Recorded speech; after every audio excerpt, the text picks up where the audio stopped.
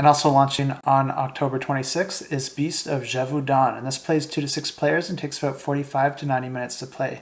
And this one is actually launching on game on tabletop. It's not going to Kickstarter or GameFound, and this is more of a soft-launch print and play to gauge the interest. And if this gets enough attention, the designer will want to turn it into a physical game. And in this game, players are taking on the role of different hunters, competing to become the most famous and influential. And at the end of the game, the player with the most influence tokens is going to win the game. The catch here is that influence tokens can be earned, lost, but also spent because they double as your currency. And every game is going to have a randomly generated beast that is terrorizing the town, and players are going to be trying to defeat. But at the same time, nobody really knows the true nature of the beast, but there are rumors.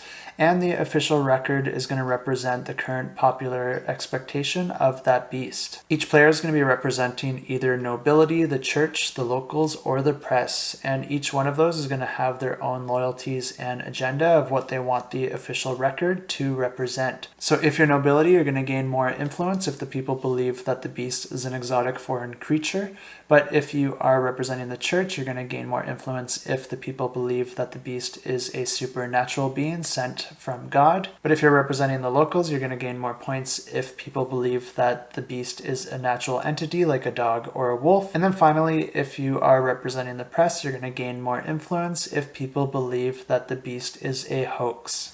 And the true nature of the beast is going to be determined by shuffling some different beast ID cards and then randomly inserting 4 of them into 4 different envelopes. These will remain in secret until the end of the game.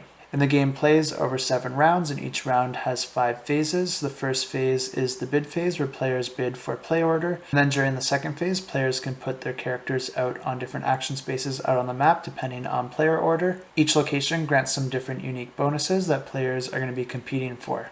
During the next phase, players can draw encounter cards, and these allow players to manipulate the official record of the beast to their favor, but they can also cause some other effects throughout the game to help you along the way. Players that find themselves in the more dangerous locations can embark in a hunt, and there's a different threat each round that players can hunt, and doing so will allow players to bolster their hunting party and gain some new weapons to help them later on in the game. And then during the 5th phase, players will gain influence based on how they perform during that round, and players will also be allowed to trade items with each other. During the final round, the hunt phase is replaced with a final confrontation with the main beast, and the true nature of that beast will be revealed. This will be a tougher battle, and players will want to be prepared for it because certain abilities and weapons will be more effective against certain types of beasts.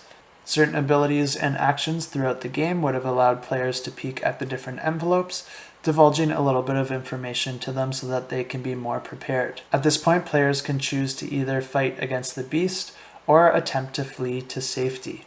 The player with the most influence, once all this is said and done, wins the game.